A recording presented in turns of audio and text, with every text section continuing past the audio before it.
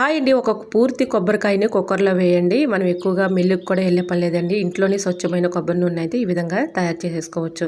ముందుగా ఒక కుక్కర్‌నైతే తీసుకోండి. 3 కొబ్బరి చిప్పలనైతే ఈ విధంగా వేసేసుకొని కొద్దిగా వాటర్ పోసుకొని ఒక 2 విజిల్స్ వచ్చిన వరకు కూడా ఇలాగా ఉడికించుకోండి. తర్వాత ఇలా ఈ కొబ్బరి అయితే కొంచెం ఆవిరికి మెత్తబడుతుందనమాట. తర్వాత చిన్న మిక్సీ జార్ కానీ, పెద్ద మిక్సీ జార్ గాని తీసుకొని దానిలోకి ఇలా కొబ్బరి చిప్పల్ని చిన్న చిన్న ముక్కలుగా కట్ చేసేసుకోండి.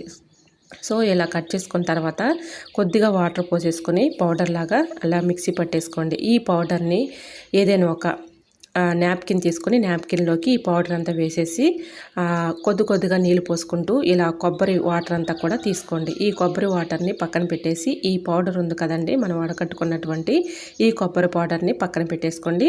అది కూడా చక్కగా యూజ్ అవుతుందండి. ఫుల్ వీడియో కావాలంటే మీకు యూట్యూబ్ ఛానల్లో ఉంటుంది, ఫుల్ వీడియో తప్పకుండా చూసేయండి.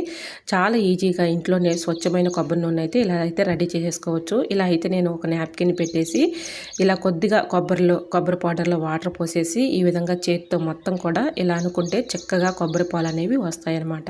సో ఈ కొబ్బరి వాటర్ని స్టవ్ మీద పెట్టేసి ఇలాగ మీడియం ఫ్లేమ్లో పెట్టండి. మరి హైలో కాకుండా మీడియం ఫ్లేమ్లో పెట్టి బాగా మరిగించుకోండి. ఇలా మరిగించుకున్న తర్వాత లాస్ట్లో మనం ఈ విధంగా ఇలా అంతా వచ్చేంత వరకు కూడా కొబ్బరి అంతా కూడా ఈ విధంగా మనకి రెడీ అయిపోతుంది అనమాట. కొబ్బరి నుంచి కొబ్బరి నూనె అయితే తయారైపోతుంది. సో లాస్ట్కి వచ్చేసరికి ఇలా మరిగించుకునేటప్పుడు మీడియం ఫ్లేమ్లో పెట్టేసి మంటను సో ఇలా గట్టి పెట్టి తిప్పుకుంటూ ఉండాలండి. లేకపోతే ఇలా అయితే మాడిపోతూ ఉంటుంది. సో ఇలాగ మనకి ఆయిల్ అయితే రెడీ అయిపోతుంది.